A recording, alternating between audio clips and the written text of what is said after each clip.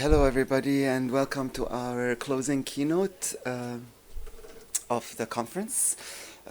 Thank you, Alan, for joining us.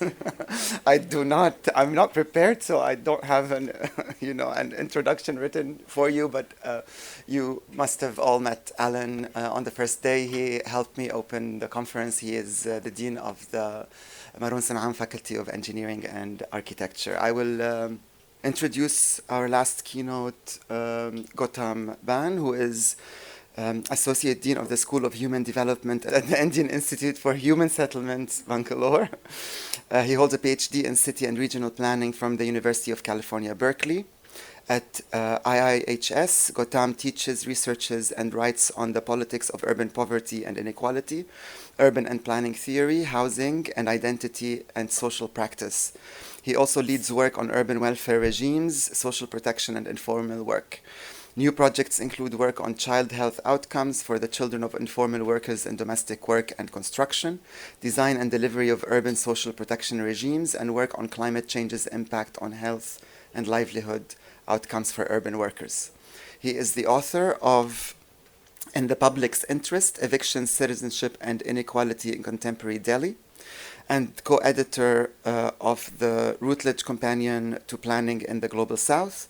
Most recently, he is co-author of Cities Rethought, A New Urban Disposition, and please help me in welcoming Gautam.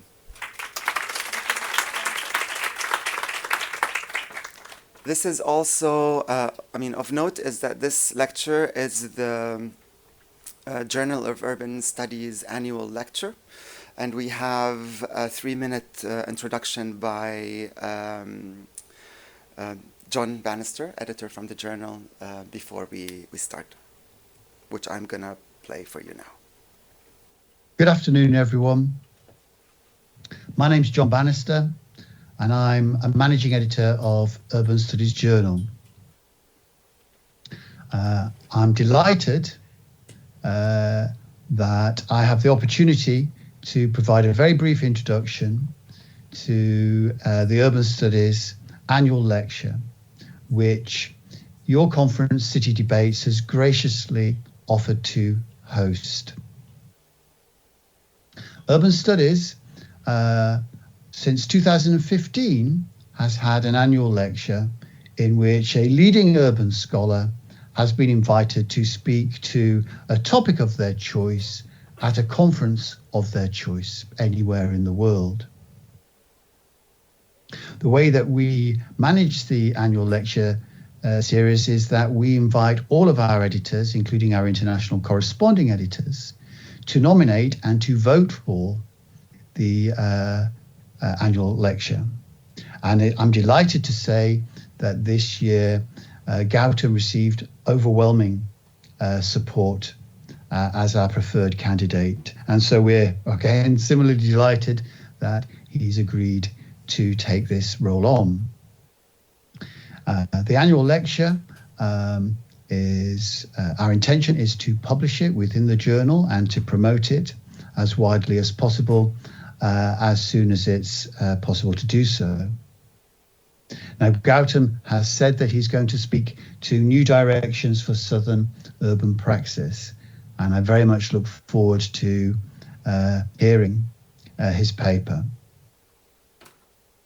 What I could say by brief introduction, and knowing that you will be very familiar with his work, is that from my perspective, I very much am attracted to scholars who not only seek to address academic debates through in-depth empirical and theoretical work, which Gautam has clearly done over a wide-ranging field, but those who try to mobilize knowledge, to speak to power, to try and deliver change around the world. And I think it's something that we can also say that Gautam has been very much trying to do. So, without further ado, my best wishes to you, Gautam. I know it's going to be a great lecture. Thank you again to all at City Debates for allowing us to host the lecture, and best wishes for the remainder of your conference. Thank you.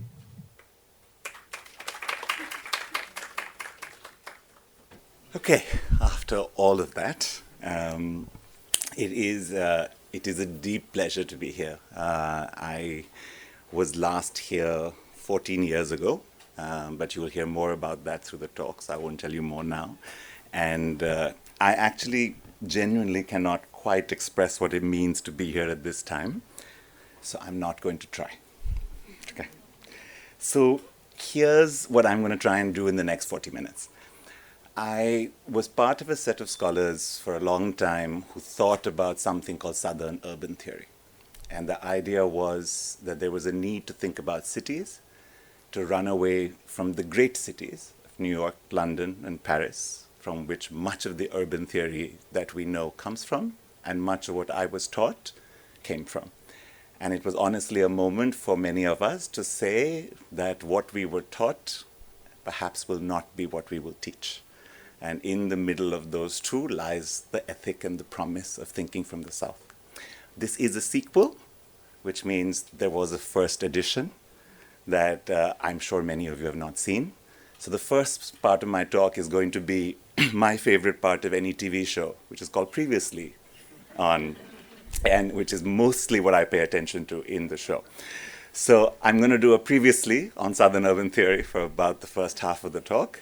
And then for absolutely no good logical reason, I'm going to try completely new arguments from Beirut as part of the ethic of Southern thought. For this, I will, you have only Mona Harab to blame because she put the idea in my head on this Sunday afternoon when we were driving around Beirut.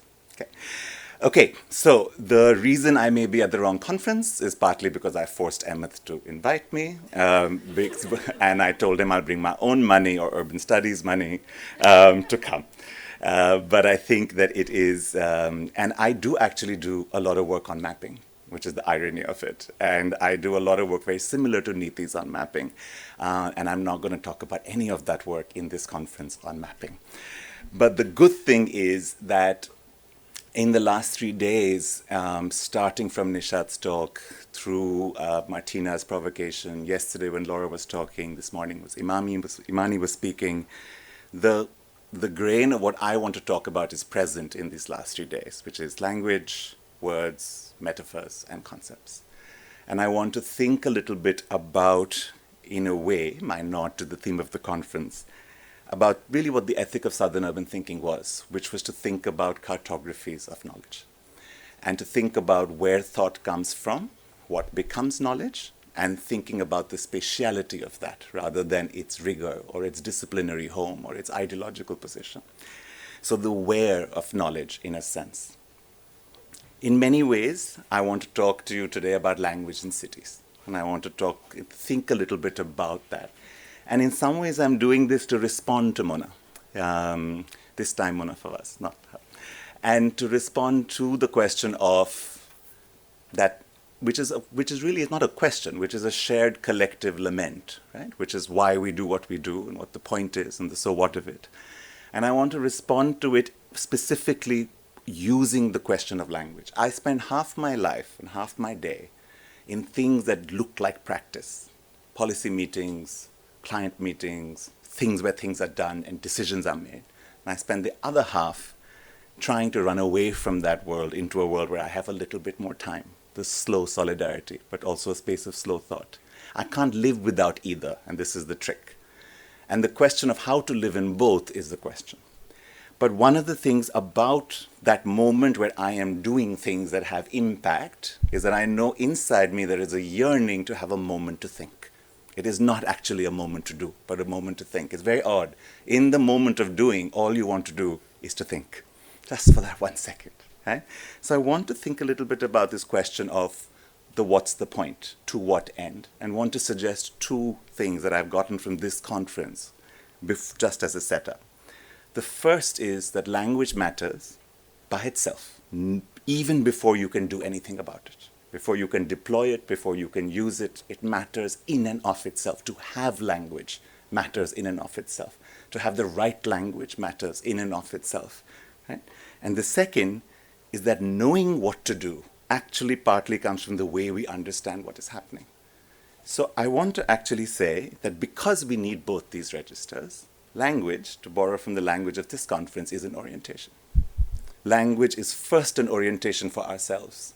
We give our words first to ourselves in order to understand and orient ourselves. Why do I want these words?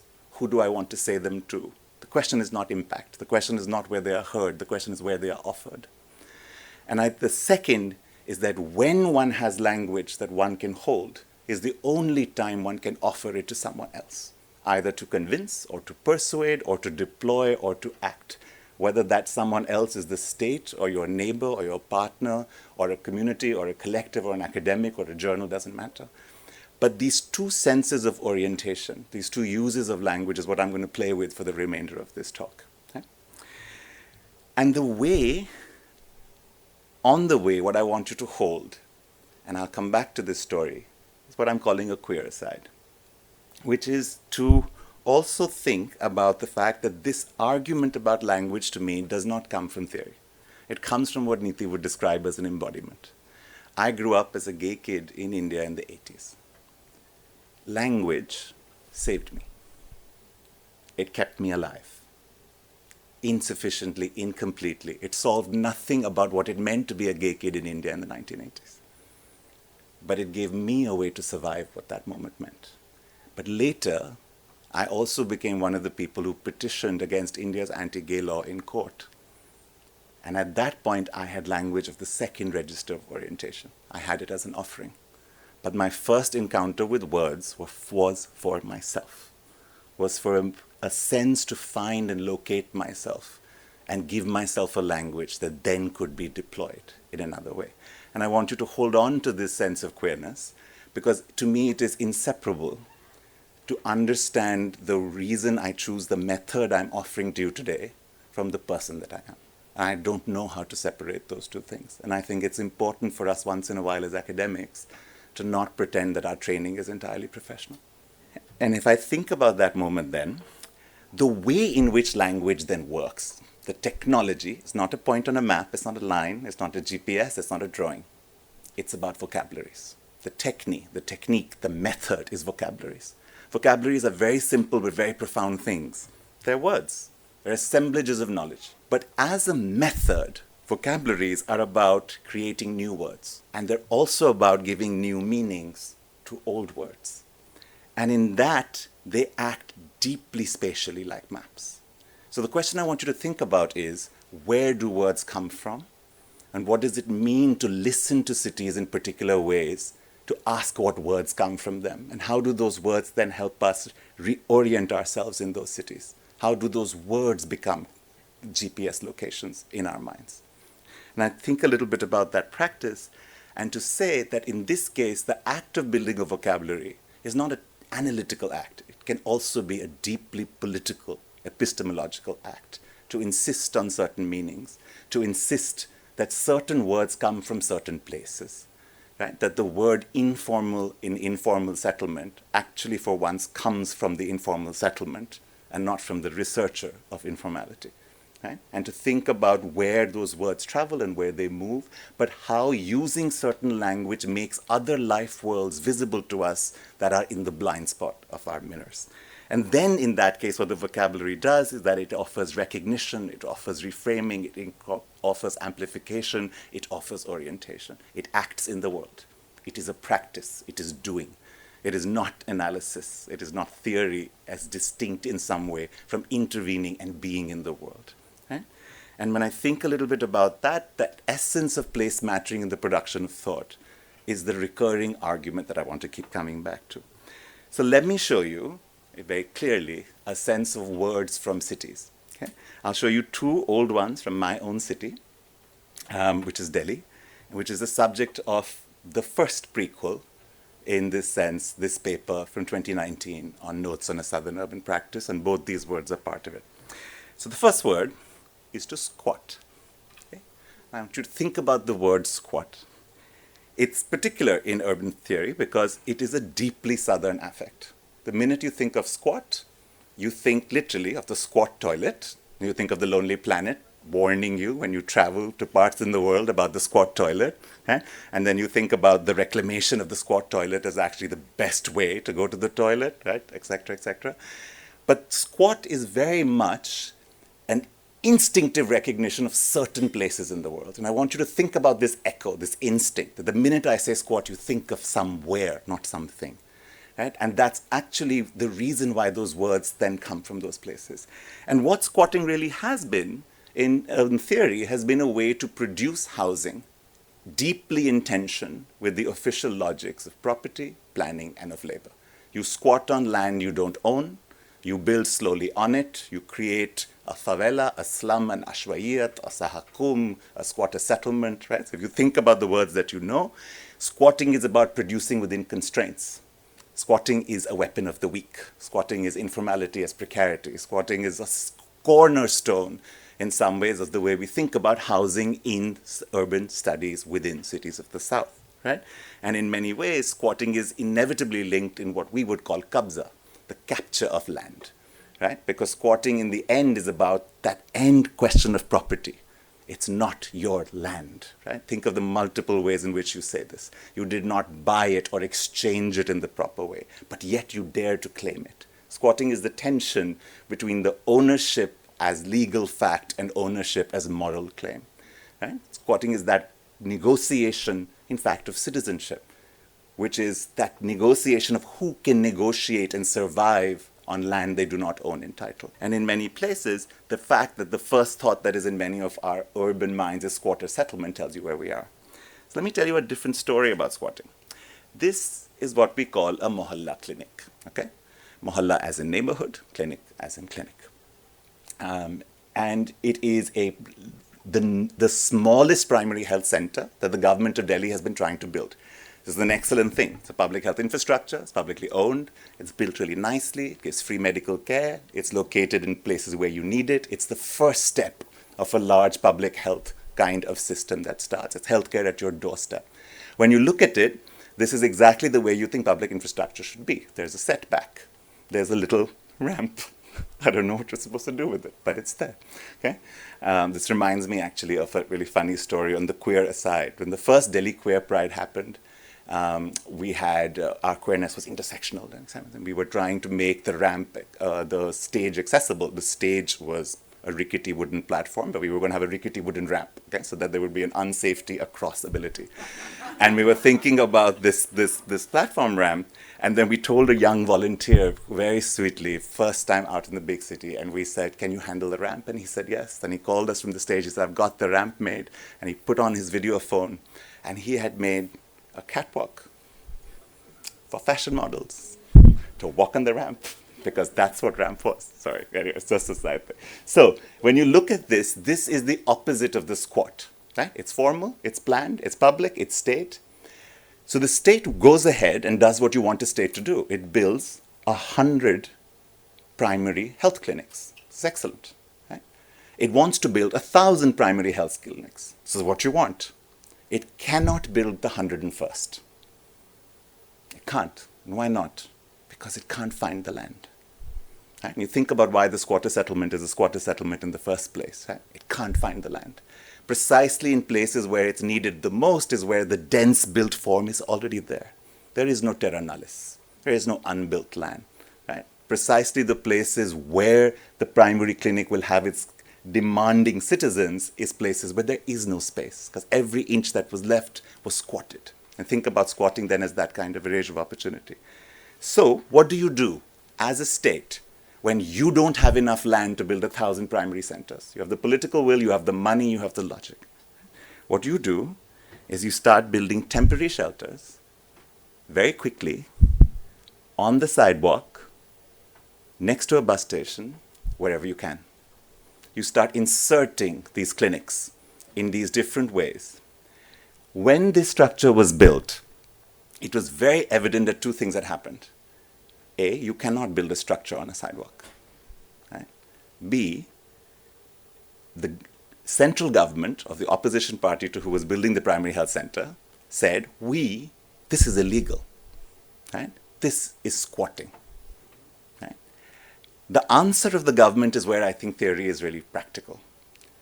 They said, they never defended that it wasn't an encroachment. It was. They never defended that you can build something on the public sidewalk if you want. They can't. They're the state. They have to at least pretend to follow the law. Right? What they said is, but we didn't build anything. This is not a structure, okay? Because none of its materials in the bylaws of planning count as weight-bearing materials.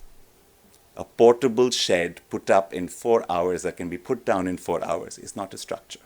Okay? And the thing about that argument, it is exactly the argument made by residents of squatter settlements who say, but this is not a structure, it's just tarpaulin. And that argument of temporality, of build it, play with the norms, wait and survive, right?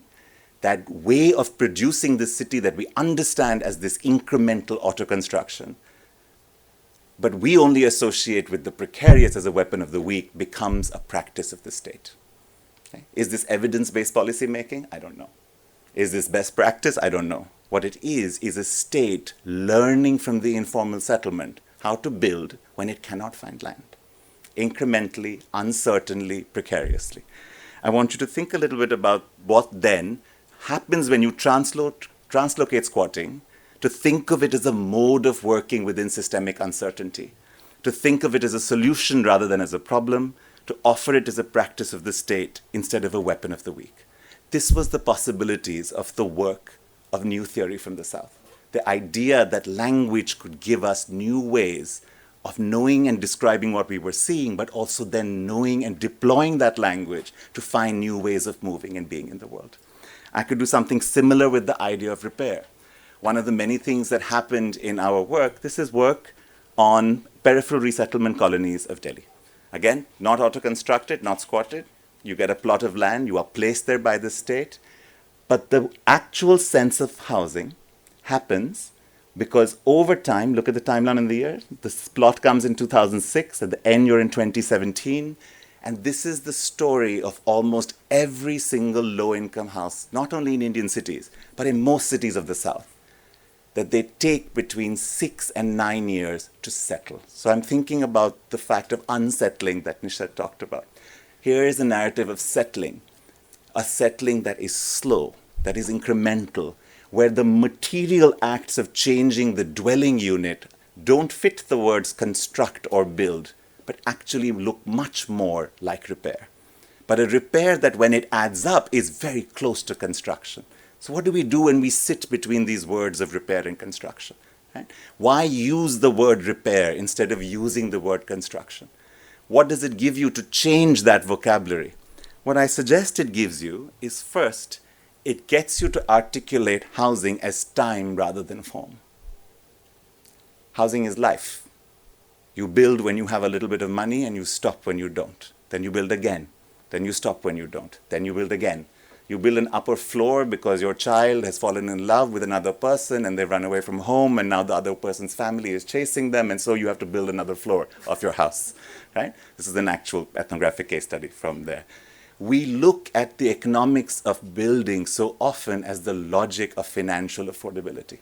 Particularly when we look at the lives of, quote-unquote, the income poor, our notion is that money is so scarce and that scarcity is so powerful that no other meaning can actually define their actions. But it is not true. Because just like squatting, the language of Southern urban theory that told us that even within the tightest of constraints, there are rooms and degrees of freedom. And to understand them helps us understand that when you are tasked then to work on housing policy, the question you do not say is whether it is about houses, but you start saying it is not houses, it is housing. And when you say it's housing and not houses, the question of policy shifts and becomes what makes housing take less time? How do I make 13 years into 5, but not 1? Because if I make it into 1, then the incrementality the household needs it will not get. If I make it into 13, I have made them live 8 years without adequate structural safety and integrity. How do we think of housing and the role, and how do you write a housing policy whose goal is not to produce 1.27 million housing units of 37 square meters, but is actually to reduce time, to acknowledge the distinction between a profession and a practice. To say that when you say that architects in India build less than 5% of our built structures, then the profession and the practice of material has to shift. Right? It is to challenge the pedagogy of architectural education where repair is never taught except in heritage conservation. Right?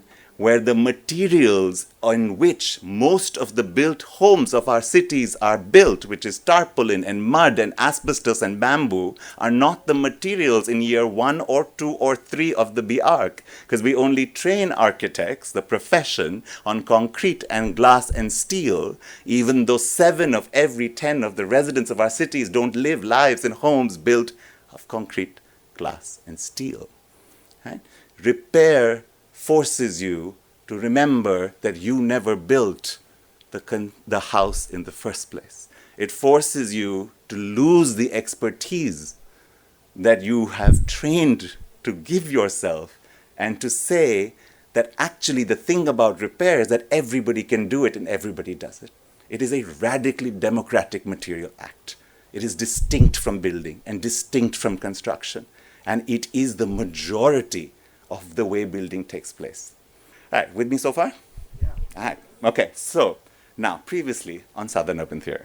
So we did a lot of this. I showed you squat and repair, and a whole bunch of people in a whole different set of places in the world did a lot of this. And we were driven by this ethic of inquiry. No more New York, no more London, no more Paris, no more Tokyo. Right? We would write from our cities. Our theory would look like our cities, and we would talk to each other's cities. We were Southern. Right? And it was a place, but it was relational. We understood that the place was not so easy to pin down, right? There are elites in the South. There is poverty in the North. But we held on to say, yes, things are relational, but still, there were a few very stubborn people like me who said, I know, but London is still not Lagos.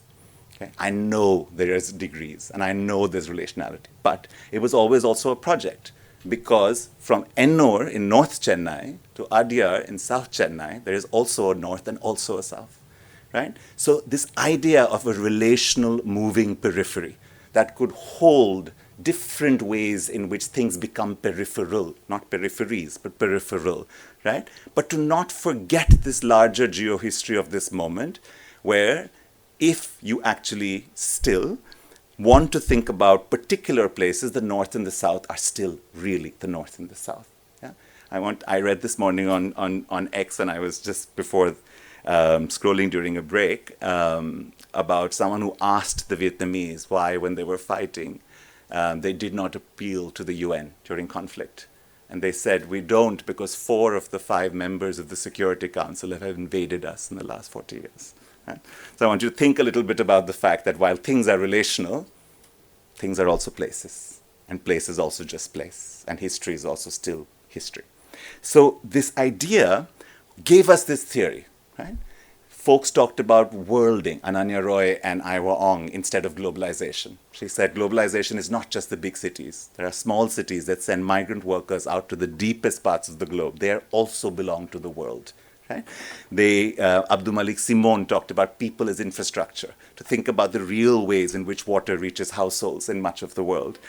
Teresa Caldera wrote about peripheral urbanization, about the fact of housing being time and politics and claim making, and always, as she said, in tension with the official logics of property, planning, and labor. Right? We had folks talk about makeshift urbanism, this idea of cities that constantly evolved in order to stay still. We had Vanessa Watson writing about South Africa, who in response to the calls for participatory planning and consensus planning and Habermas's return to the public sphere, said what participation crosses lines of deep difference? What participation in the apartheid city can you imagine? What forum, what FGD, what circle that we inhabit together? Are there chasms around which participation is meaningless, right? We had questions of Dalit ecologies, of questions who talk to us about Indian scholars who speak about how the environment has to be looked and layered through caste, whose spacing is about caste and not just about meteorological reasons. We had notions and notions and notions. These were vocabularies from place. So what's changed? because I did say in the beginning of the talk, these were new directions. Okay? So now we're in that terrifying period where the recap is done and the new episode has to proceed whether I like it or not. Okay? And this is one of the other reasons, Emma, this is a talk on radical cartographies, because as the person giving it, I don't really have an idea of where I'm going to end up in the next 20 minutes, yeah? And which feels pretty radical from this side of the podium, I will tell you that. Okay. So one of the provocations I want to give you is that I want to stop the same thing that we said 15 years ago, which is that there is a gap in knowledge. We don't know enough about southern cities. There is not enough work. That is no longer true.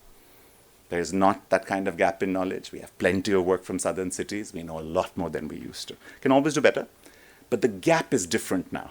The gap is actually in the fact that we are still not speaking among southern cities, talking among southern cities. We are still producing southern knowledge from particular cities, but it's not traveling the same way that it should. Okay? Beirut is still not talking to Delhi or to Chennai the same way, with the ease that it can still talk to London, even if in critique.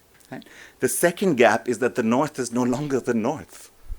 There is definitely a moment of rearrangement. There is definitely a moment of a generalized global precarity. This is the Anthropocene.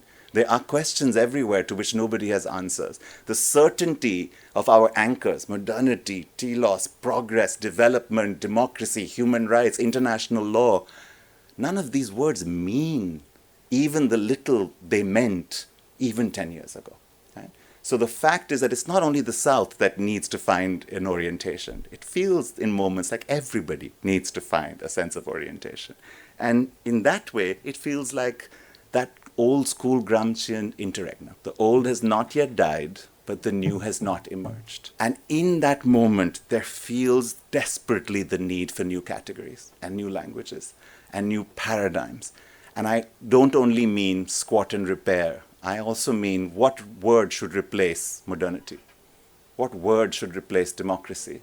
What word should replace international multilateral cooperation? Words that are so hollowed at this point, right, that we don't know what to put in their place.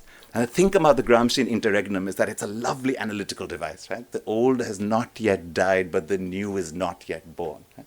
You keep saying it. There's like a Act 3, Macbeth, like exit right, like the old has not yet died, the new is not yet born, right? You can play with that. But there's a second line to the damn quote that no one cites. Yeah? And the second line is, it is the time of monsters.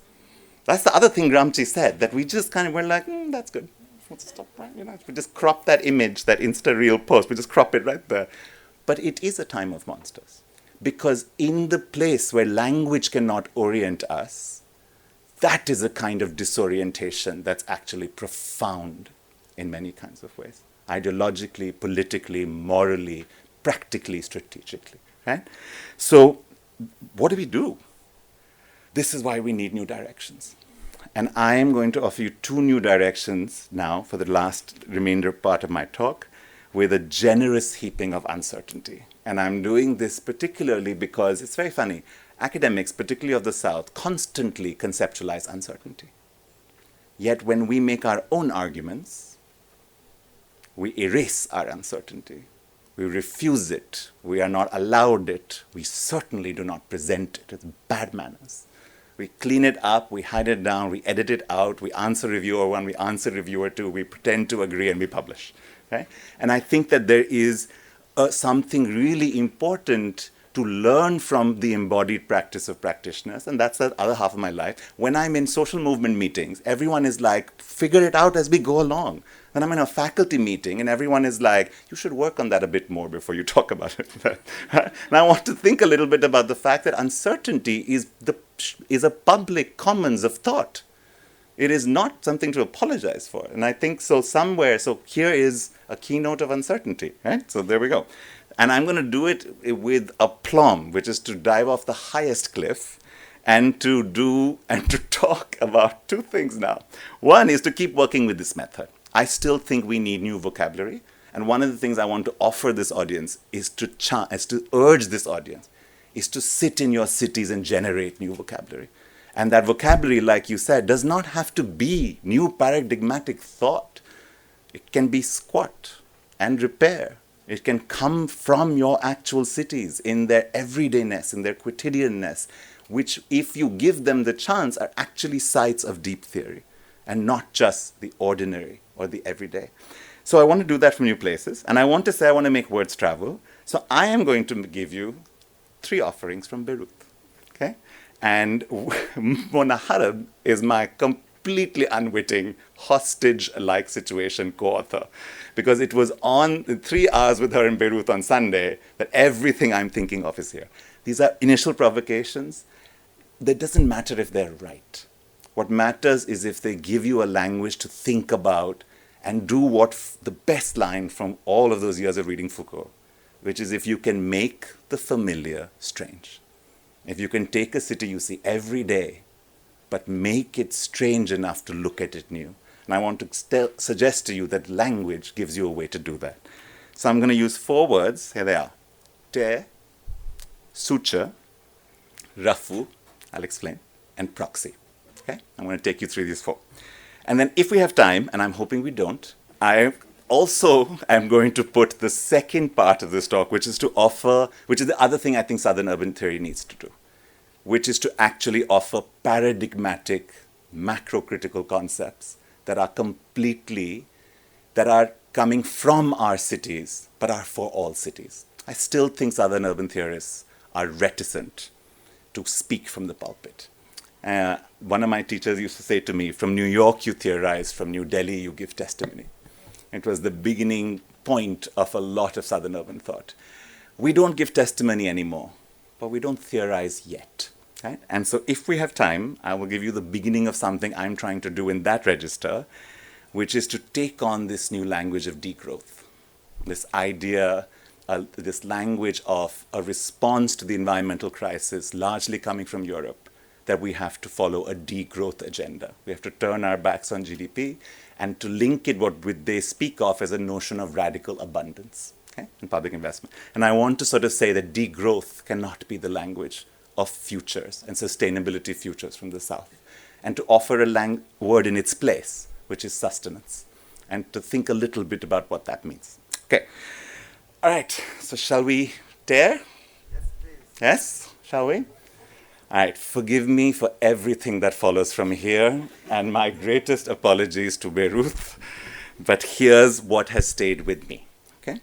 So when I think of the idea of dare, okay, and to think about when you start working with, like when you start working with GIS systems, there are things you're very careful of, right? The way you draw the edge of the polygon, the way you layer, the format of the KML file.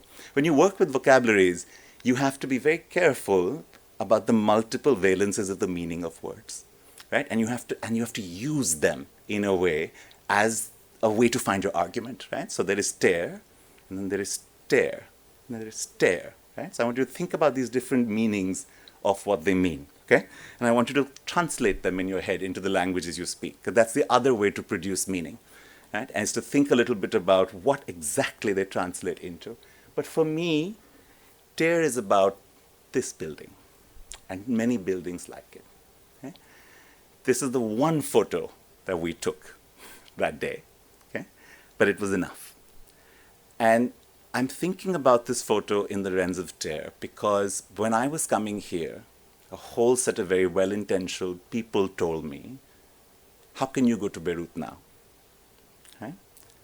And they told me that I was going, think of the valence, to a war-torn city. Okay? And I want to think about the idea of torn. Right? A city at war, but it was war-torn. Now that word torn has stayed with me in that sense. And I find myself in the last 72 hours actually telling people that it's not the war-torn part I struggle with, it's the ordinariness of life that I cannot understand. That I expect a war-torn city to be torn. And Beirut is torn, but it is also not. And that dissonance, that disjunction, this idea of, and this is where in some ways this traveling, and I think about this there, and something clicked for me. It was because of the understanding I have of what conflict looks like. And I expect conflict to weigh havoc more deeply, more spatially, but to see two buildings that break, maybe three, but the building across the street remains, the building next door remains, the neighborhood remains, and there is in a fabric just a tear. And then I think about what it means for conflict to work through tears, as opposed to the earlier language we used to use of carpet bombing. Think of the metaphors we have of conflict that travel. And I think about this idea of tearing, and I think about putting together our vocabulary, the repair of small tears. Because the other thing that kept happening on Sunday is a sense of, oh, this wasn't like this when I came here last month. Oh, they've built this back up already. Oh, this has gone and fixed itself. Right? A rapidity, a cover, a repair in some ways. But what's interesting is if you follow the biological metaphor of tear, to stick with it, tearing is not only how you are hurt, it is also how you grow. If any of you have ever had the misfortune of deciding to go to the gym to become a better person, then one of the things your trainer tells you is push yourself to failure, then the muscle will tear. And as it heals, it will become bigger, stronger. You have to tear the muscle for it to grow. It recovers in different kinds of ways. So I was thinking a little bit about this idea of tear as both a symptom of recovery but also of growth. Right? Both an impossibility of what is broken, but something that insists that it has to be rebuilt. And the question of what it must hold as it rebuilds keeps coming back. And the work of that thought, the weight of that thought, to constantly think of how to repair the tear, but also to be grateful in a strange way that if you look away from this side of the building, the city looks ordinary. And the thing about a tear, on one hand, is that you can do this and look at the other. And for a while, just keep this here. And you know it's torn, but you don't have to look at it. Which means, in some ways, because it is a tear and not a fracture and not a break, it also becomes a way to not realize all the ways in which one is broken. One sheds a tear in a way to lose it, right? In a way not to know it, not to hold it. So I kept thinking and returning to tears in the built environment, which is what I saw, but really to think about tears in the social fabric, which is what they are, and to think about tears in memory and in time. And to think that the idea of tear and the idea of tearing allows you this way to think about what happens in conflict and what happens when you see these two, this structure of these set of buildings. It's not wider than that, but it's there. You can contain it. And it's a good thing you can contain it. And it's a terrible thing that you can contain it. And it's good and terrible in the same time. And when I think a little bit about how one should repair these forms of tears, I wonder if southern cities have language to offer, if not practices. And so I move and I think of the idea of the suture. A suture is how you repair a tear. You join what breaks. You bring together. You hold together. You bring back together. Right? You heal. And I think also about another southern city of Kinshasa and the work of Philippe Dubuc and Sami Balogi on suturing the city. Let me read to you about what they mean. Let's read this together. The notion of suture as a closure, as a junction and as a seam, to the way in which, often against all odds, the inhabitants of Congo's urban landscapes read meaning into the black hole of the city.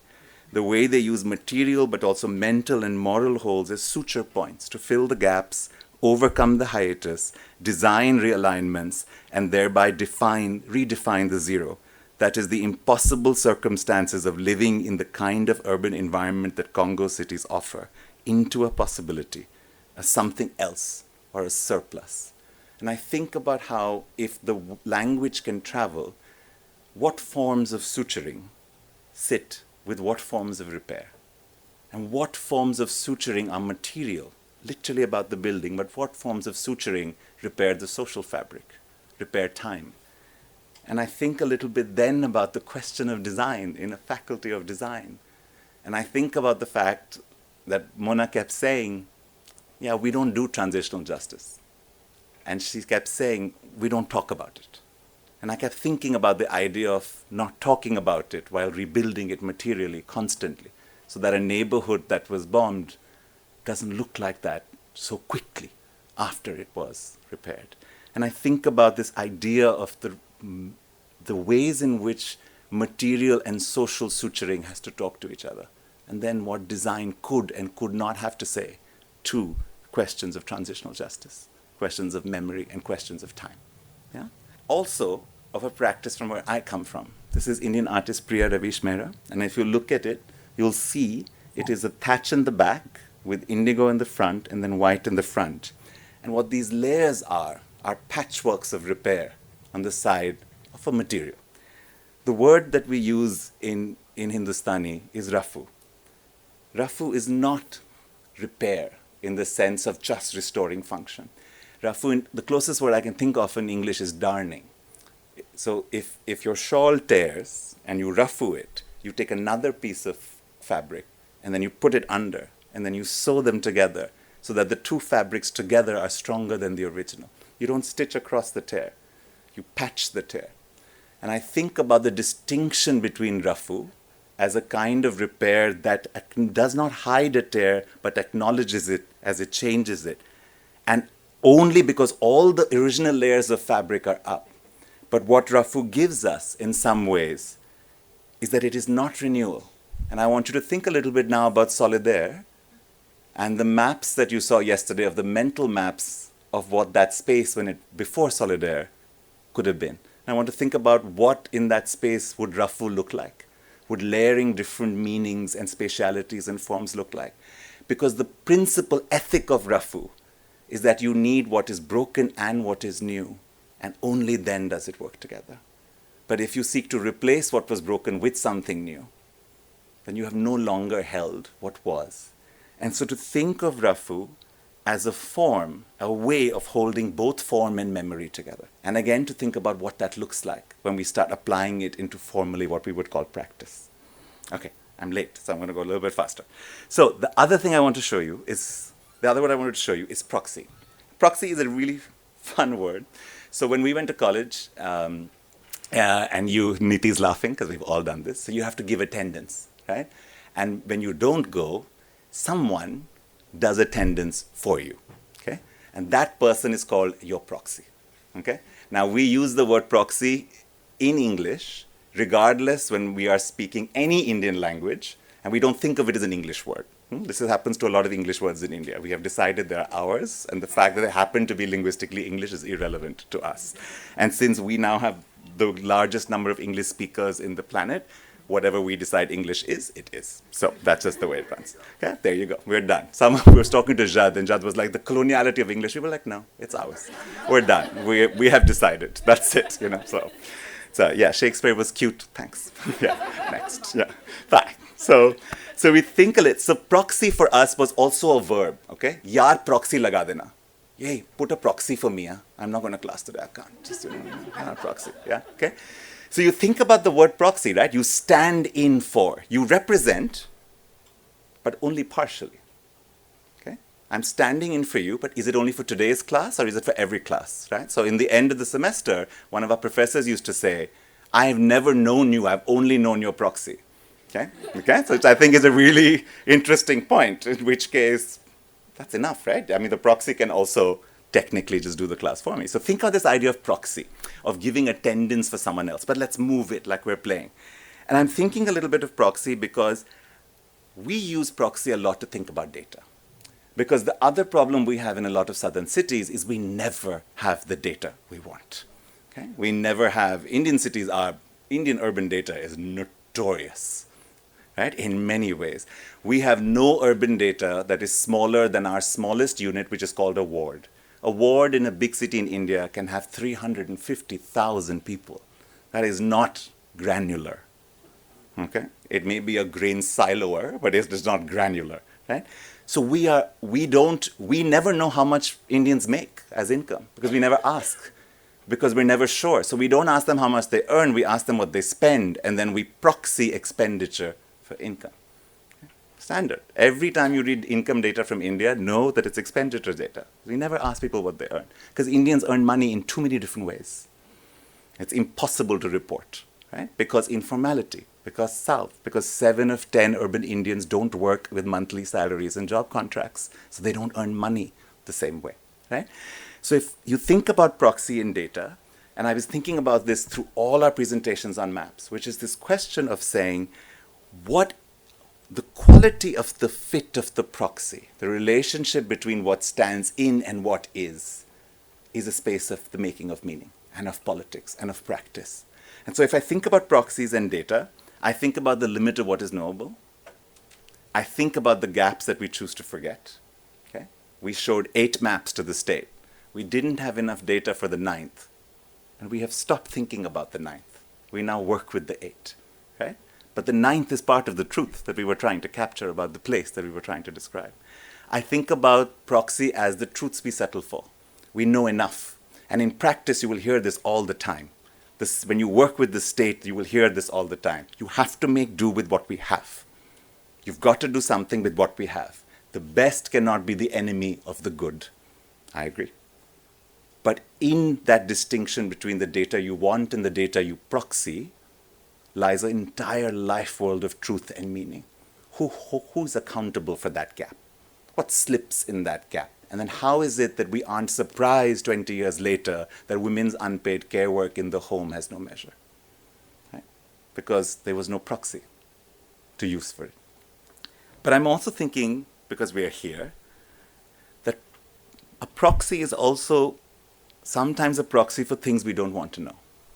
And I was thinking yesterday that there has not been a census here since 1932. And I was also thinking about proxy as the things they don't want to know. And no matter who we are, we all have our own they. Okay? You can decide who that they is for you. And sometimes we tell us that we're not using a proxy because it's things they should not know. But the harder one are sometimes the proxies that we don't employ because it's things we don't want to know. Okay? And to think about the fact that knowing them would change everything. Okay? And censuses, I won't draw the obvious parallel here, but it is worth remembering that Brazil never did a census that allowed you to declare race until 10 years ago. So there was never a racial count in Brazil of the race of its citizens in a country where the question of being Afro-Brazilian was central to questions of inequality and citizenship. But sometimes you count because you don't want to know. Sometimes you don't count because they don't want to know. The question is what happens to us when we're not counting? And what happens to us when we put proxies in place of things we cannot count. But I also want to think about using the idea of proxy to think about capital, particularly in Beirut. I want to think about proxy as a way to understand the capital that comes to this city from people who are not in this city. I want to think about proxy as capital that flows through Beirut but doesn't root in Beirut. It is someone else's. They are not here. Their capital is their proxy. But it produces that real estate on the Corniche. It produces that vacancy in elite high-rise apartments in a broken housing market. It produces a politics, a proxy of money that comes from other countries and other places and other geographies that is not accountable the same way because it didn't come as itself. It came via proxy. And what does it mean then to think about foreign direct investment, or what is called Gulf money, or what on Sunday we alternatively called Shia capital? And it's very interesting to me to always think about capital having adjectives that have identities, right? And it's an interesting way to put together the notions, right? What does it mean to have capital of different forms? Okay, Mona's going to throw a brick at me at some point because she was like, I thought we were just driving around on a Sunday, but so you're dragged into my uncertainty now. So I also want to think about proxy in terms of intent. Think about the language of proxy wars, proxy interests, proxy politics, right? That you speak on behalf of, that you speak in lieu of, that you speak representing, right? And think a little bit about how the way proxying allows you to avoid a certain implication in the positions that you hold. I also wanted to think about proxy in terms of form. I was looking at these 2 buildings yesterday on the Corniche. And I was looking at the vacancy on the left, and I was looking at the question of and the builtness of the right.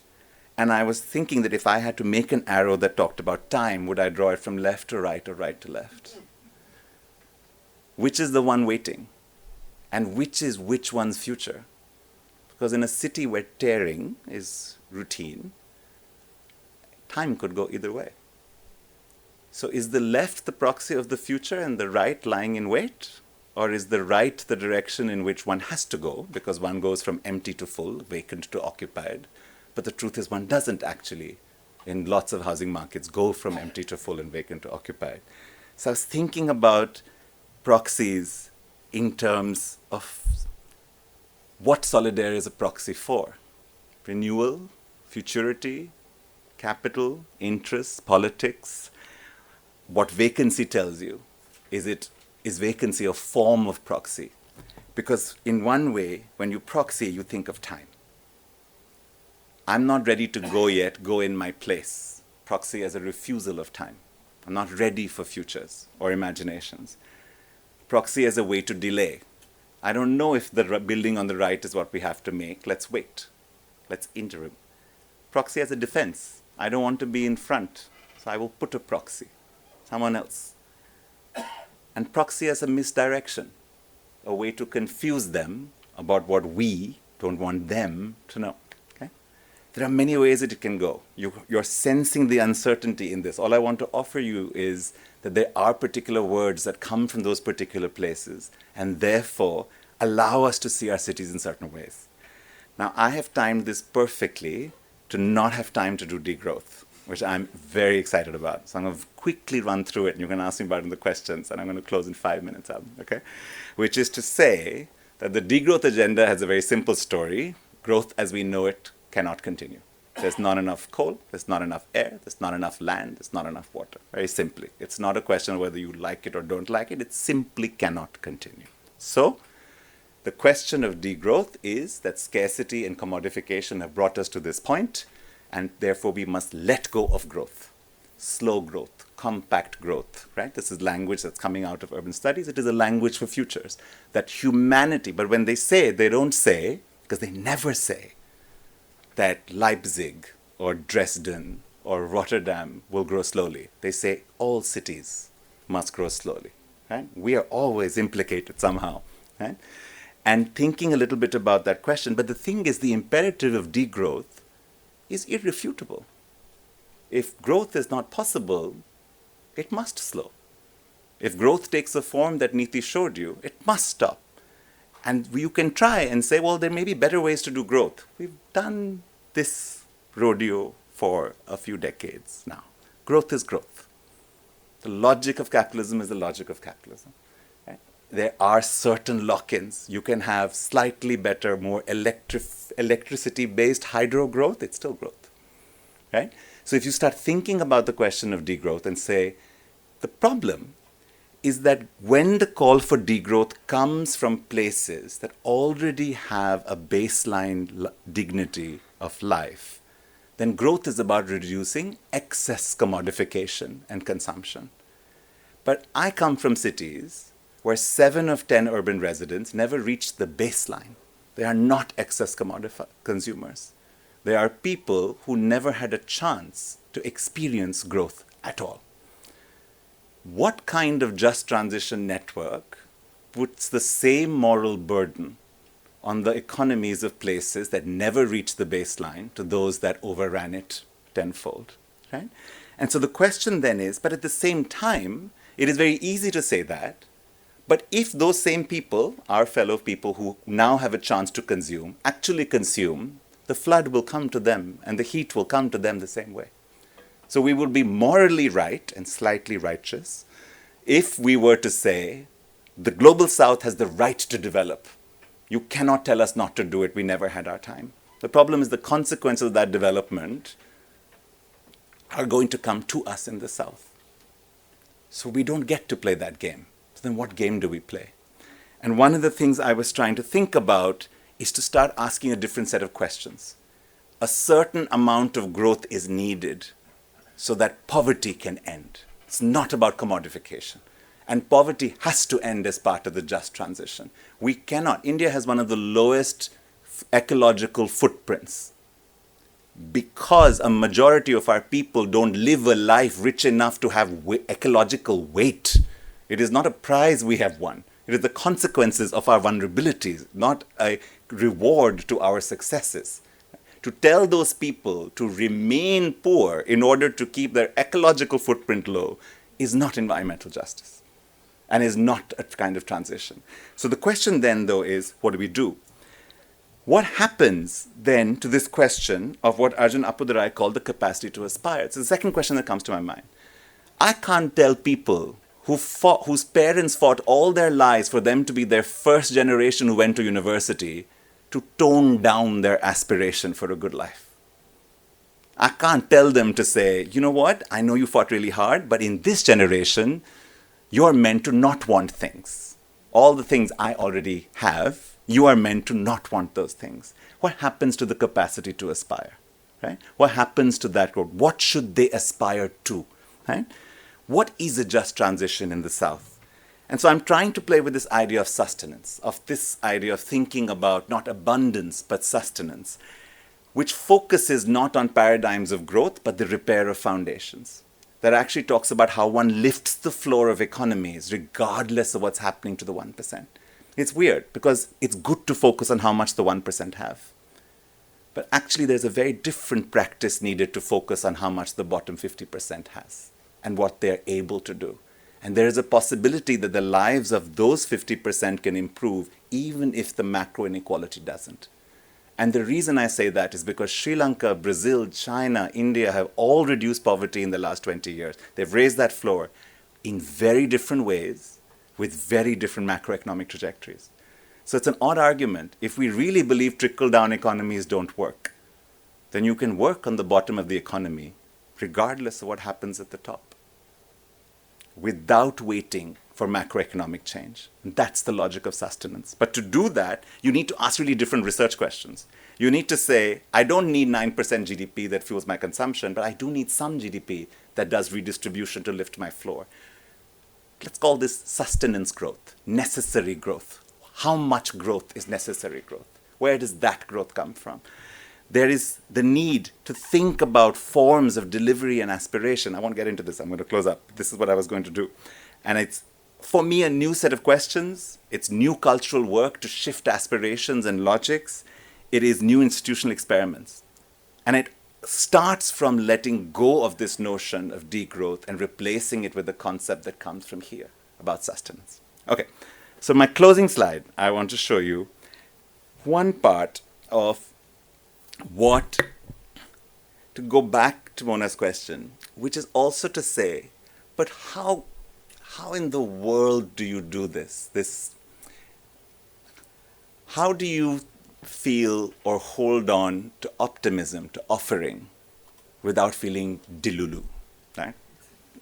And that's really the truth of it. I have used 4 contemporary cultural references in this talk. It's a pat to me. Okay, so it feels delusional to hold optimism, right? So, but I think that this idea of offering language to orient oneself is a way to both not let that optimism be naive, but to also refuse a certain cynicism. We may not be ready to offer language to the world, but we are always ready to offer language to ourselves. And it is the work, that is the work one does in the interregnum. We wait while environments come where we are ready to deploy. But that waiting is essential. But one of the things I want to say about that also is you need in places inspirations. So I want to end by honestly on gratitude, a citational gratitude, the best form of citationing there is, about places that have always given me hope to think from places of deeply structural inequality and perhaps from conflict. The first is the work of queer theorist Jose Munoz.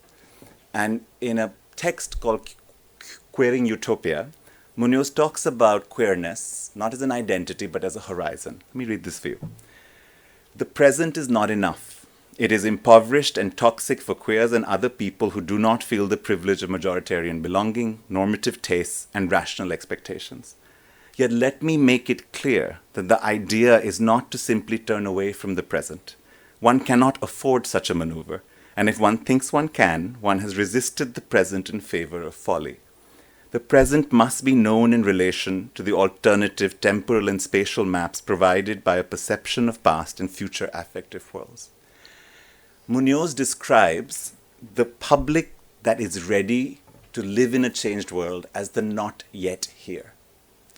And he says that part of the work, they say that part of the work is not only to offer language to change the world, it is for us to become the we that is not yet here.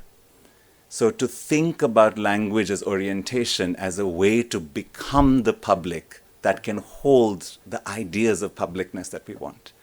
When we say people are not ready, or the public is not ready, or the time is not ready, that is always going to be true. The question is to think of that readiness as something to be made. The people as something to be made, not as something that is. The not yet here as something that defines those horizons.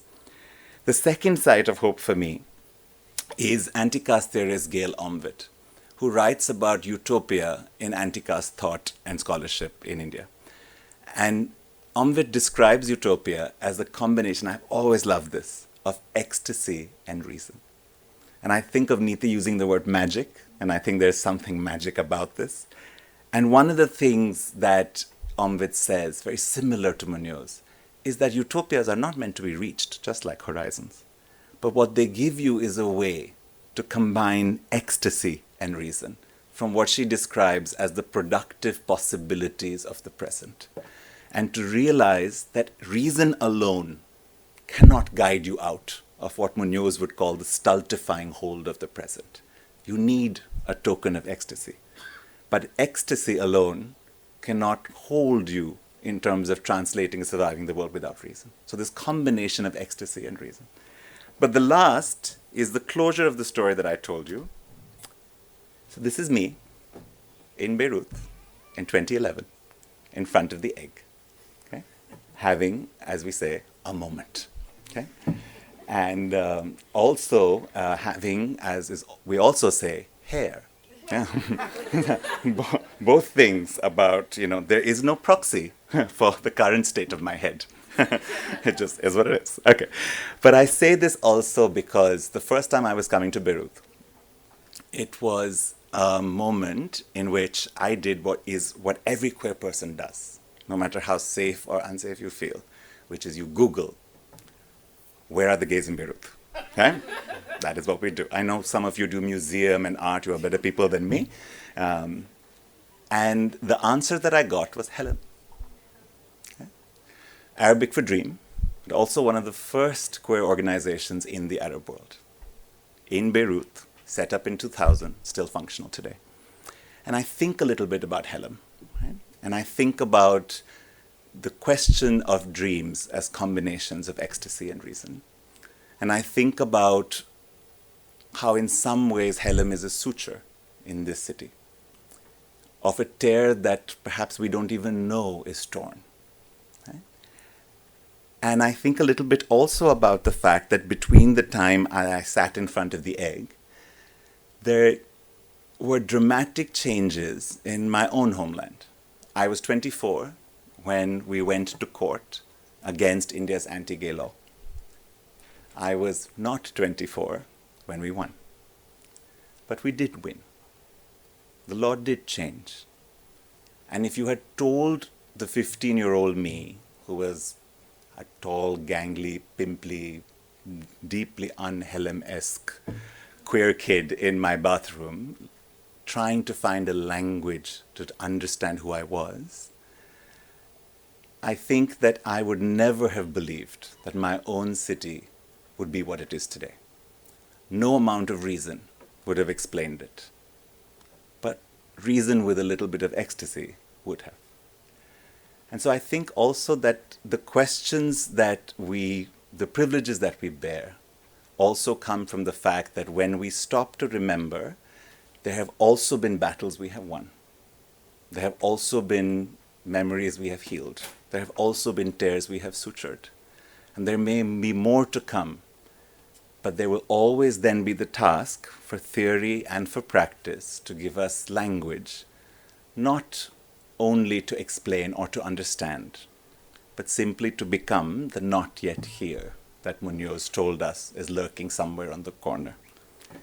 And with that, shukran, as you would say, shukriya, as we would say, and thank you for listening to me today.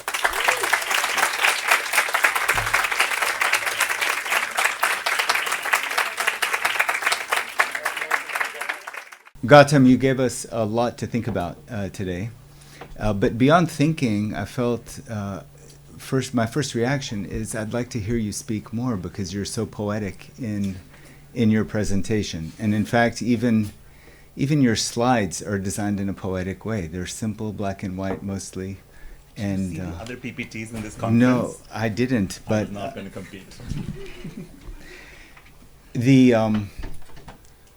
You bring up many important points and many challenges, in fact, sitting in an academy like the American University of Beirut or any higher ed institution. When I came to this part of the world, I actually had a project I called Indigenous Engineering, which was very much along the lines of what you've described from previously. And it was to discover what is already here, what has been encoded in the practices and the histories and the cultures of the place that we don't call engineering because there was no engineering school at the time. And yet there are these many solutions to living in the world as it is. We did a project at the time, and in a way I'm reacting to you, your earlier part. We did a project with my students in Birzeit University when I first came to this part of the world, called Fluid Mechanics and the Intifada. So the course was about fluid mechanics. We were supposed to be teaching fluid mechanics, and it was a textbook by Fox and McDonald. And in the book, you learn about gas turbines and jet engines and the shape of wings and everything that never came out of Palestine, not directly.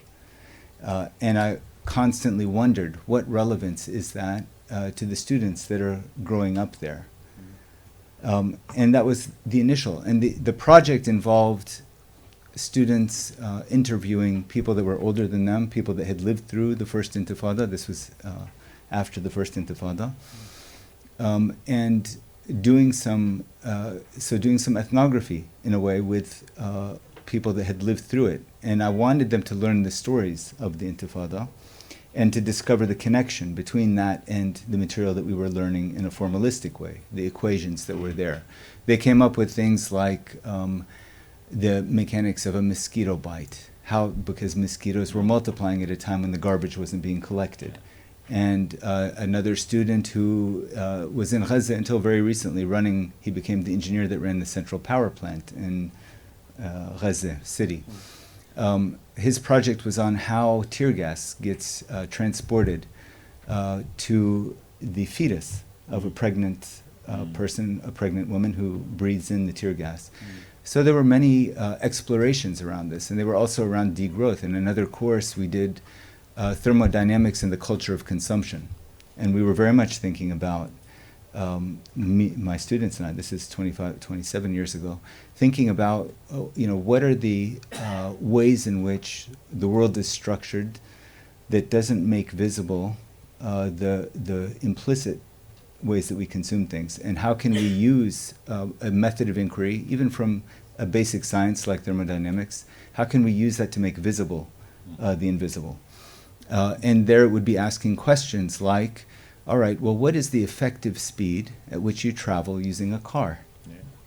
And depending on how you draw the boundaries around the problem, you get very different answers. If your boundary is the moment you're sitting in the vehicle and you look at the speedometer, that tells you how fast you're traveling.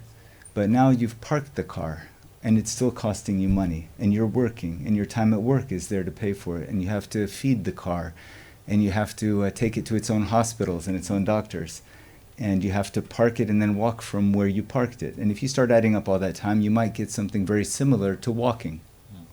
And is there really any privilege and that we haven't yet counted the impact of the vehicle on people, on communities, and we haven't yet counted the impact of the vehicle on health, human health, or the development of cities. And so the agenda of degrowth sometimes becomes the agenda of just questioning the advertised benefits of modernity. Are these really time-saving devices? Are they really? So, those were my initial reactions to your previous. We have someone who's infinitely more adept than I in the room, Rami Zreit, who was supposed to be doing what I'm doing here. He didn't hear the first part of your talk, but he is someone who also thinks a lot about the macroeconomy. He thinks a lot about what kind of consumption can the planet sustain. So I'd also like to invite him to, have any comments that he would like to add to the conversation. But if I was going to leave you with one question before I give it to Rami, I completely agree with you on South-South. Like, how is the language that we produce here in Beirut? We tend to valorize it by putting it in Muna's journal, which is going to be read by people in universities in the north. And we tend to say, well, is that having an impact? When we say, is it having an impact, is it getting quoted by people in the global north? And we have universities right around us. We have universities up the street that we barely talk to, much less than we talk to the universities that are across the ocean. What would it look like to have conversations South-South? What would be the venues for it? Why aren't we doing it?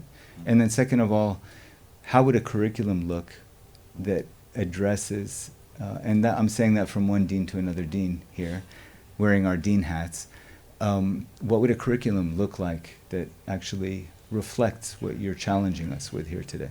And again, thank you for coming all this way. Thank you for coming twice. I look forward to your third trip to Beirut.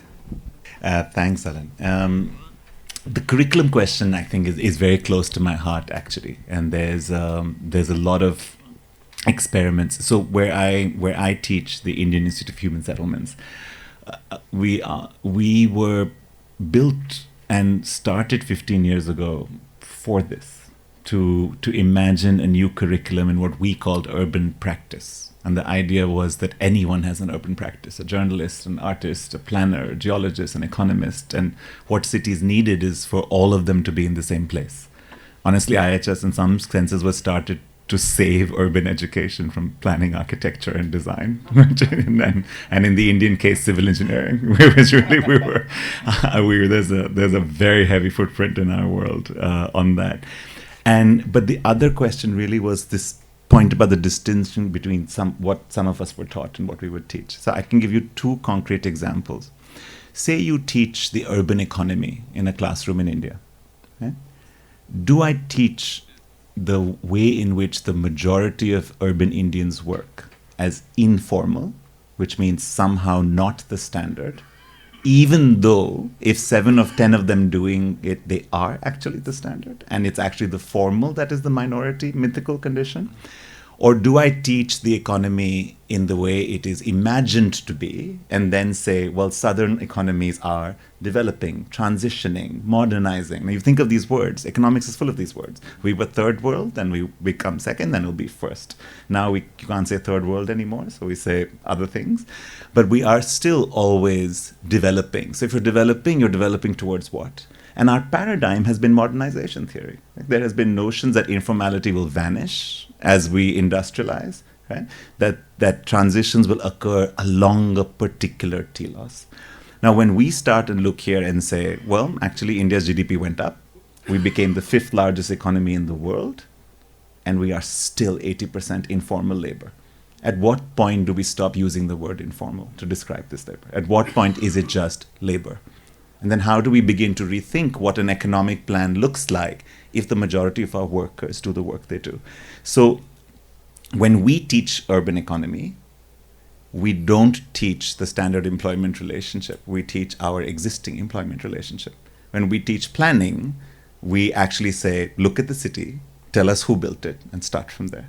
So one curricular gesture that we have made is that we have set aside a certain set of canons and a certain set of texts, and insisted we begin from the empirics of our cities as they actually are.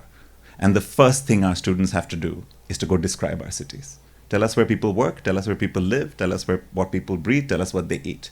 That is your canon. and now start thinking about how we got here and what moves. So one part about it is think about that. This is a tense discussion because those same students go into the rest of the world and job markets and are questioned as part of the disciplinary canon. So interdisciplinarity is not an easy romantic gesture. It is a refusal that has consequences. And there is a political economy to those consequences. So we balance and battle these questions, right? It is not ethical for us to give students degrees and then send them out unemployable. But it is also not ethical for us to then reproduce the entire structure of the way profession and practice are built that got us to this mess in the first place. So how do you put your feet in both waters? Where do you push? How far do you push? But one thing that we're very happy about is that when we make references, our references are dominantly other places in the South that look like us. So it is about changing the metaphor, changing the referent, changing the citation. It is not a refusal of the North, and I want to be very clear about this. To refuse the North would be to create, India already has enough of a deeply parochial academic life where we believe what happens in India happens nowhere else. Right? It's a deeply unique sort of thing. So the retreat to parochialism is just as bad. It is not to refuse the North, it is to particularize it. To say when you read a theory from London, it is a theory about London. It is not urban theory. Okay? And I went to the University of Chicago, which believes it invented urban sociology. And I was taught that it invented urban sociology, right? And they said, here is urban sociology. I was like, this diagram is of Chicago. They were like, yes, so the urban. I was like, no, Chicago. And they were like, the urban. And I was like, this is not going to work. This is really, 9 months later, I was gone from the University of Chicago. This is not happening. But it was this notion, right? So I want to study the sociology of Chicago. I want to learn from the sociology of Chicago. I want to learn it as the sociology of Chicago, not as sociology. And I think this is that point that is really important. So to try and do that but right now as we begin, because we are new, we are deeply committed that our curriculum should look like our cities. And it should be full of our cities. And that's kind of where most of our attention is. And our closest partners are the African Center for Cities in Cape Town, are the Federal University of Sao Paulo, are places who are trying to do the same things. And so thinking a little bit about how South Africa and India talk to each other. But, these gestures and these moments are not easy to create because the North and the South, again, are relational, but there is a very particular political economy to where the money is and to where the visas are and to where the funding comes from. And these are not going to change overnight, right? And so it would be naive to sort of say, everyone is Southern now. No, everyone is not Southern now. Right? And the best place to look at that is just to look at an airline map of the world, and you will still be reminded of where the geography is. But I think the moments of crossing horizontally are increasing. And I think the partnerships, the work that we are able to do that are increasing. And I feel very grateful for that. And I'll give you a queer aside relevance. We once went, after we won in the Delhi High Court, we got a call from the Gay and Lesbian Coalition of Kenya. And they said, will you come over? Because we're thinking of challenging our law, exact same law, thank you, British colonialism, right? Exact same number. It's unbelievable. And 377 in India, 377 in Sri Lanka, 377A in Singapore, 377 in Malaysia, 375 in Kenya. Same now, same wording, same number. And they said, come and do this thing with us. And we were like, oh, and they said, we've had lots of international gay human rights meetings, but it doesn't matter to us if New York and London and the Human Rights Campaign does it. But if you can do it in India, then maybe we can do it in Kenya. And that echo, that sense of familiarity, that's what the Southern is. It's an instinctive familiarity that we share something that is different. I don't need to define that or to measure it. But we need to do the work to create more definitive ways for that to happen. And some part of that is to also not just change kind of the political economy in our dean's hat and create those opportunities, but some of it also is that we have to believe that we have something to gain from that interaction. And the truth about it is that the money is half the problem. Half the problem still is that we all don't quite yet fully believe that we will gain as much from going horizontally as going vertically. It is not. This is why it's paradigms, right? It's easy to say modernity is no longer a thing. Yeah, but when you close your eyes and imagine something modern, you imagine a glass building. These are paradigms. They're air. They're in us. The unlearning will take time. So I have no judgment on this at all. But I think that my take on it is to offer language that seduces the South to look left and right and not look up. That's my way of thinking about it. And the more seduction in the world, the better. So, Maybe the other half of that, or another large part of it, you're the people that you serve, the people that we serve in these universities. If we tell their parents, we're really trying to teach our students how to work in Delhi. Absolutely. Or work with Delhi. We won't be here very long either. So, and I think you pointed to that. I know, I'm not really pushing back at all, but you pointed to that, the fact that we're also culture workers. Yeah. In the end of the day, you're working on intervening in the culture that itself only sees the North as its future. Absolutely. Yeah. So with that, I would like to definitely open it up more. Perhaps, Rami, if you would like to make a few comments. Thanks. That was a great talk. I neither have your poetry nor your sense of humor, so my comments may be dull. Especially that I don't work in cities. I work in open lands and what generally has come to be known as a rural area, although the definition has become extremely blurred in the same way as north and south. Rural areas are still very much the south of the south. But a few things have attracted my attention. I mean, I was actually prepared to do something completely different because that was about co-map and remap and unmap. So I wanted to ask you stuff about mapping and etc. And then you completely got me, and that's why someone else had to step in. The issue, but there are a couple of issues that you raised, though, that I think are important. The one very important one is, why don't we talk to India and why isn't there? And it's why do we talk to more to Europe and so? And I think I have an answer. It's because most of the Lebanese think they are in Europe. That's this is essentially it. No one here. I think Alan very diplomatically put it that if we were to teach our students how you build in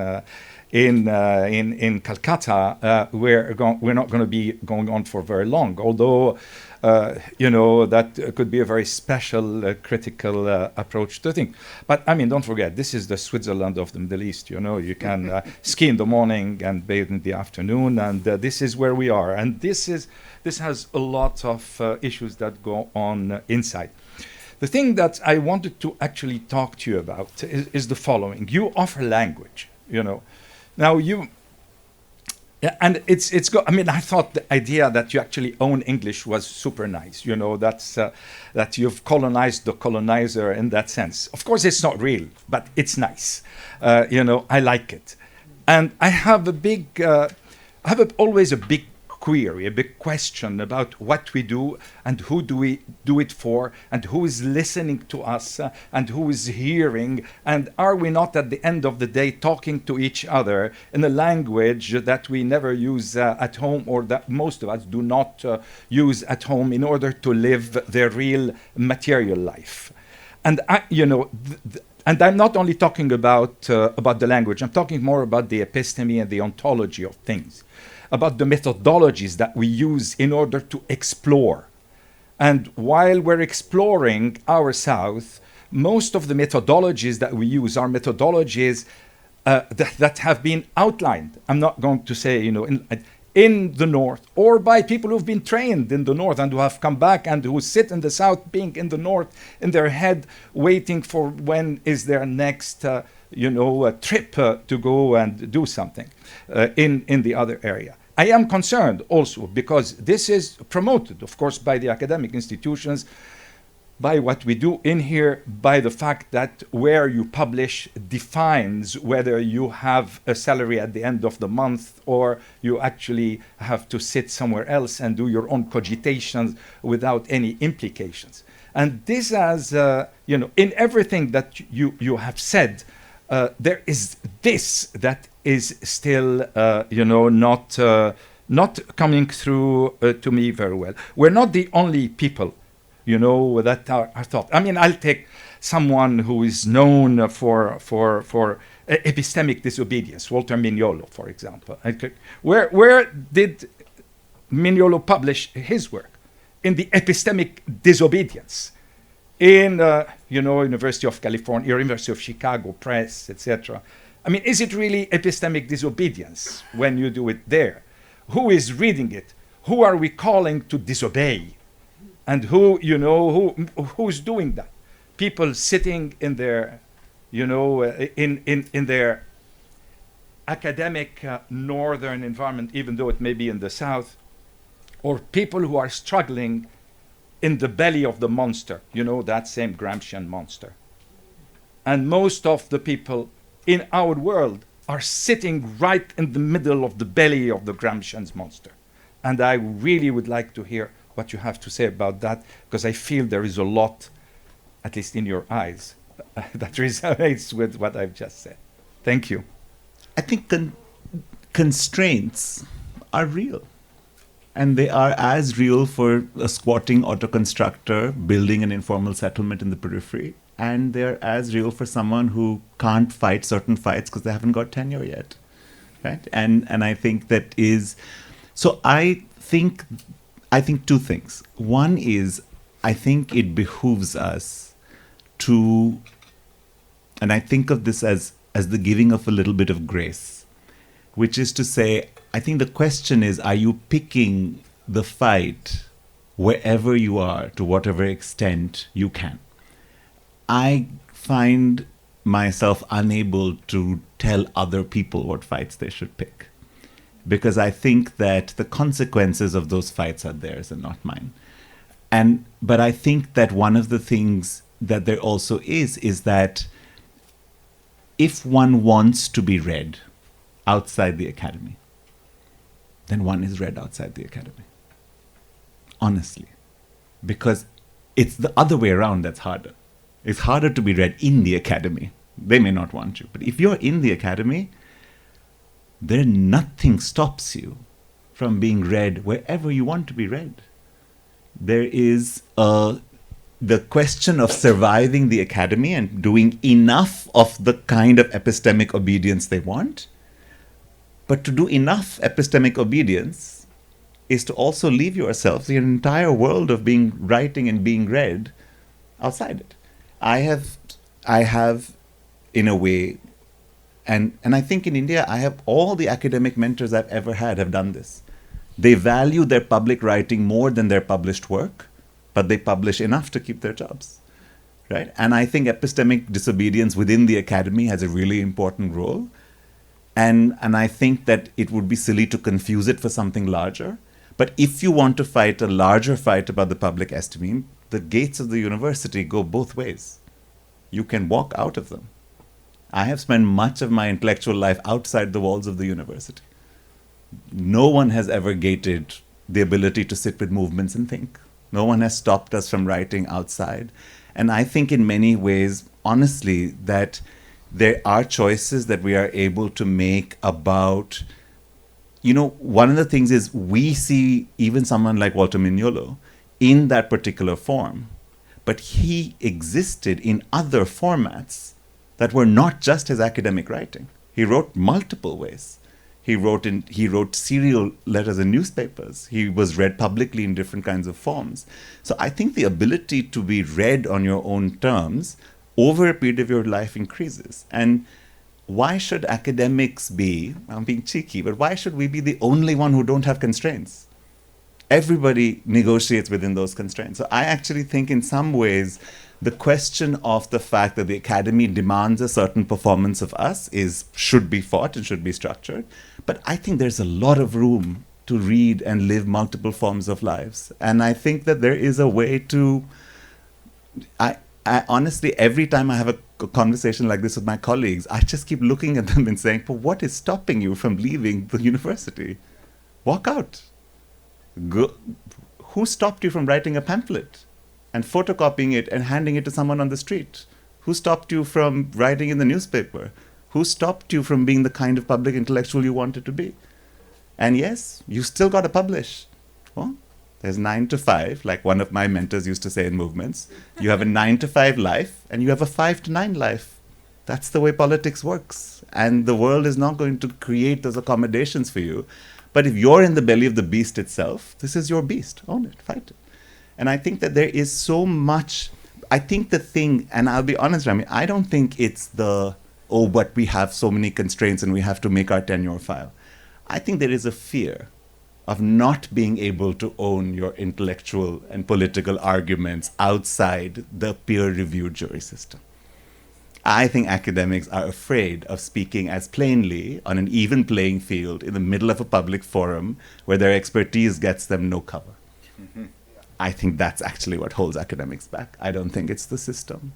I honestly think that compared to other forms and structures, the academy still offers the most latitude and the most freedom that I know in many kinds of ways. And I think it is up to us to be it's up to us to get our shit together a bit and take it. There is no one stopping us from politics except us. And if we believe that form, and the other thing I think that stops a lot of academics is I don't think they know how to translate. And so when they are sitting in the middle of a forum that doesn't speak that language, they can't translate, right? So Niti knows exactly what I'm saying. There are certain academics who walk in and out of movement spaces without thinking, and there are others who just look so out of place because they cannot translate. So to me, let me say the positive side of what I'm offering is that there is the work that we have to do as academics is in this part of our role, because there are many academics, honestly, who are perfectly happy movement activists. I see no disconcession. But say you're not, but say you want to have a political life.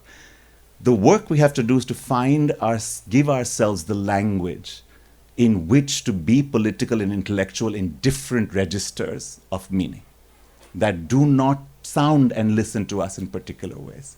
And I think that if we do that work, and if we keep leaving the academy, we will get better and better and better and better at it. But we have to make that decision. At which point, when then the system tries to stop you, then we will actually know where the constraints are. Right now, I don't think we know where the constraints are. I don't think we have pushed the boundaries nearly far enough. And I think part of the academy is a certain seduction into this kind of drawing inward. And it is a very dangerous part of the academy. And I think it's one that we have to call out a lot more than we do now. That's my thought of it in many ways. Hi.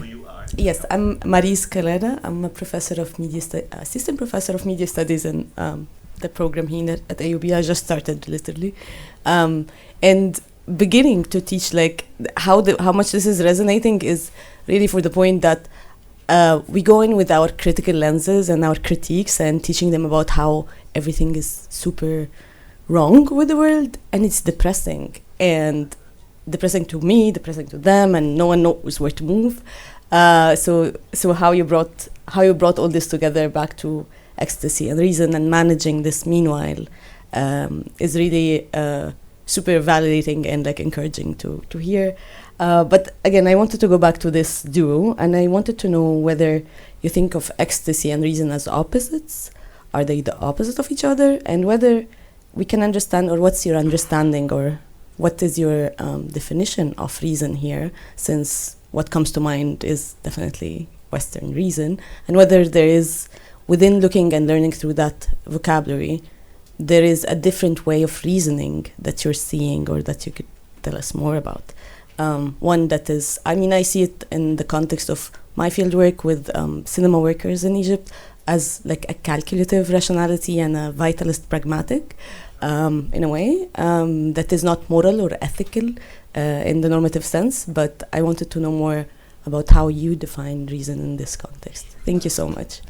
I am very curious, because you started this concept with a question that I have been asking, and I think it's very relevant. It's like, what it is if it's not modernity?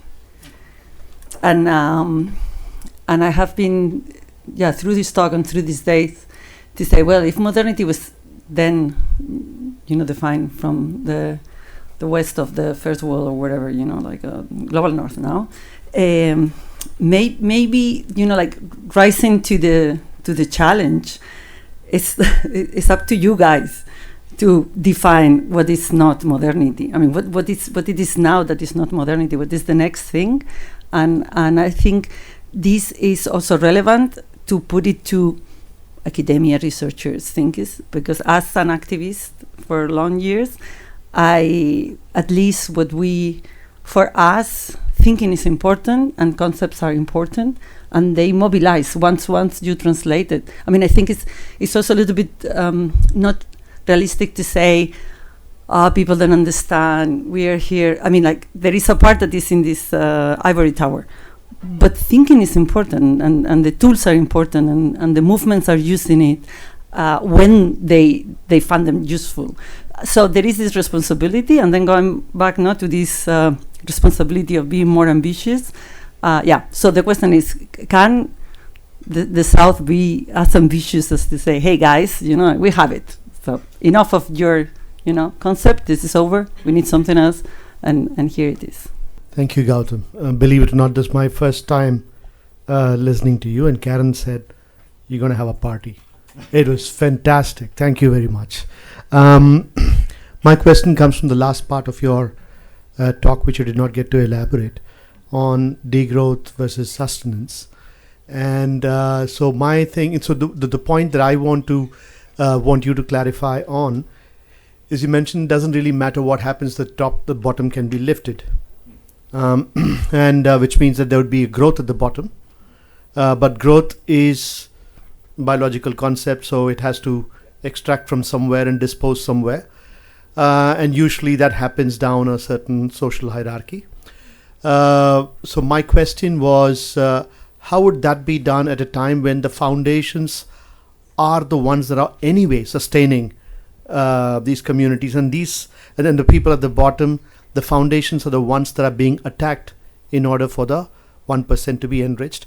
So just, what needs to happen? So it's not, I don't think you actually said that, leave it alone, but just wanted to know what needs to be done simultaneously for sustenance to actually happen without new colonizing or new, hurts down the pecking order.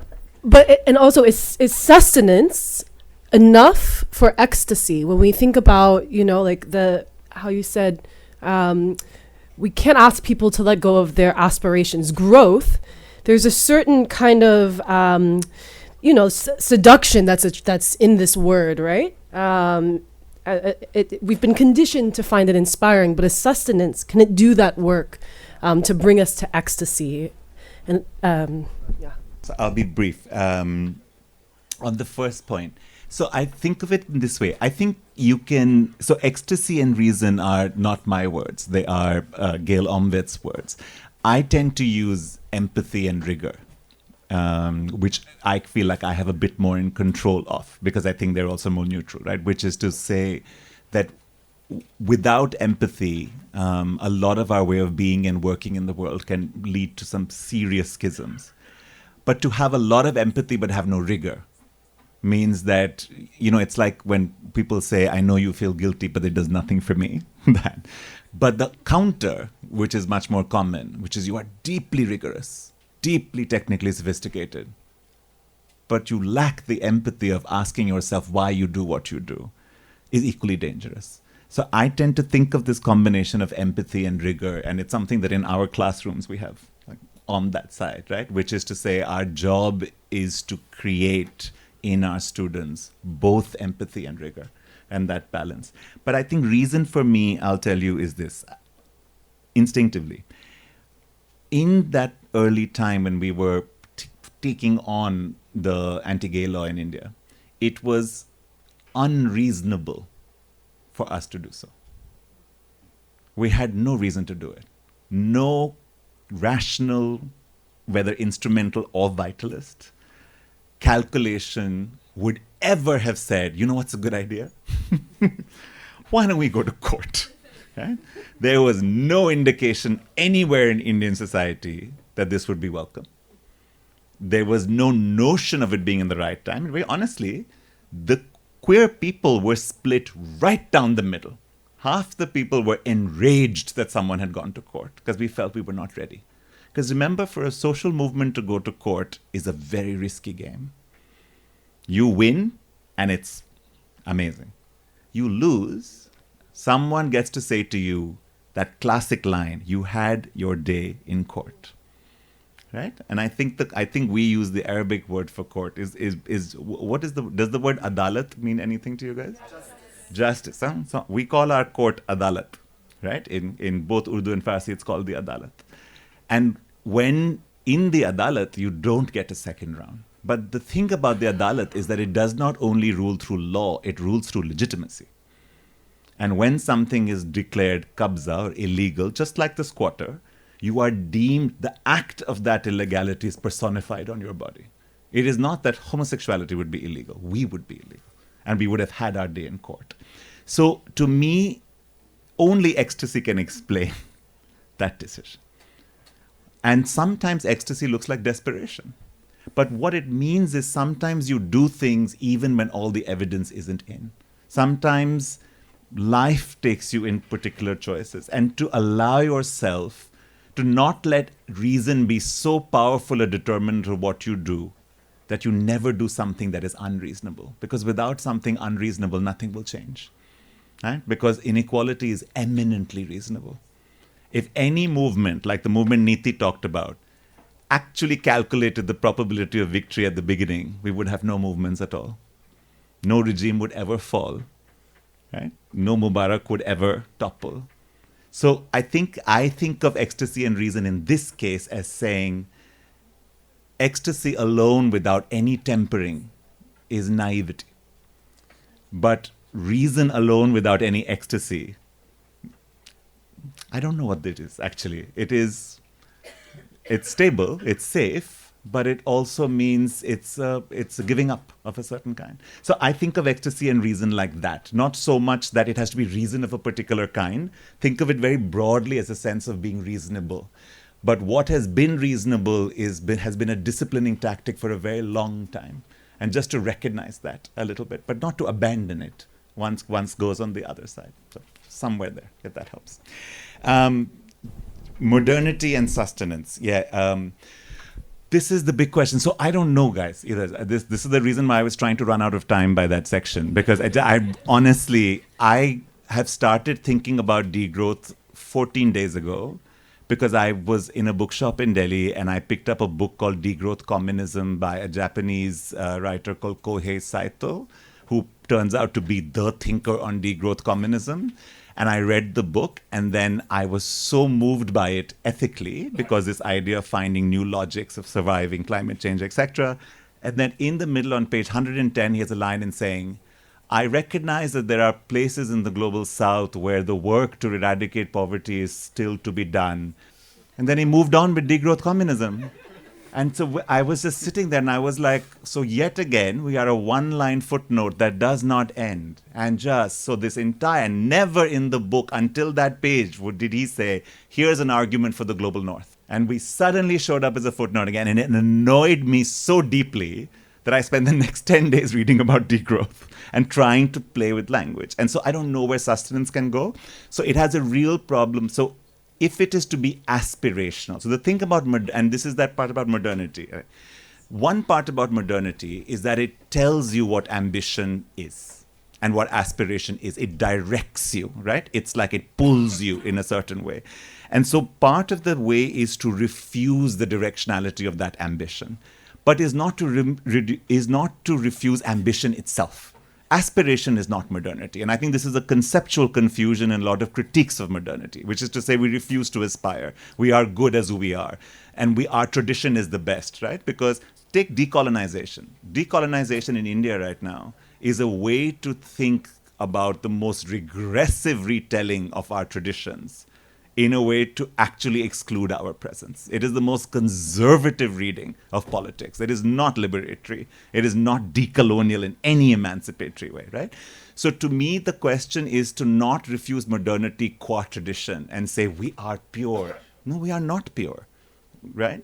The question is that we get to also be pure and impure in different ways. And we take the human instinct to be modern as the human instinct to aspire, but to change the object of aspiration.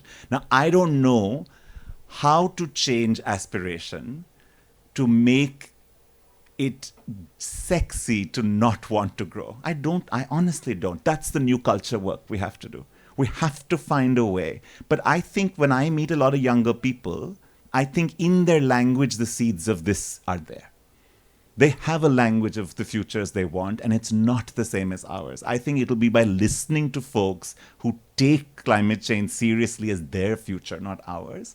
I think there is where the answers are. But you're absolutely right that sustenance can be analytically satisfying, but will not be politically vital unless its language also creates an affect of desirability. And maybe that will mean that the word sustenance will not make the cut. But that's the fun with language. We'll translate it, we'll move it, we'll make it into something else. We'll try 10 things and one word will stick. Something will stick, right? And I think that's what's there. But the question of the foundation, you're absolutely right. I don't know what to do with the macroeconomic structure yet. My only point is not that it doesn't matter what it is. It's that you don't have to wait for the macroeconomic structure to change to lift the foundation. And I think too many critiques of capitalism require structural economic change before we start lifting the bottom. And I'm saying, what if you just start lifting the bottom and not wait for that larger macroeconomic change? There is enough room for redistribution. It will hit a ceiling at some point. There will be a point at which, without changing the way the 1% became the 1%, you can't go any further. But I don't know where that ceiling is. I don't know how much we can actually lift before that. And my point is, it is better to focus our attention on that and not to wait for macroeconomic change. And I think that's the point and that position is often dismissed as being incrementalist and reformist and pragmatist, which are words I don't consider insults. Because I also learned my thinking from squatting. And squatting is incremental and pragmatic and within constraints, and it is still vital. And if we seriously want to make squat move in other ways, I want to squat on capitalism. And I want to see what it means to occupy parts of it you're not meant to occupy. Right? And I think, Rami, in one way, I think academics should squat in parts of the formal academy and show up where they're not supposed to be. So taking that seriously is also that gesture. And I'm interested in what that looks like in a macroeconomic language, I don't know. But I'm interested in using sustenance to push myself to think about it and articulate it. That's where I am right now with it. Folks, let's give a hand to Gautam one more time. Amazing. Thank you. Thank you.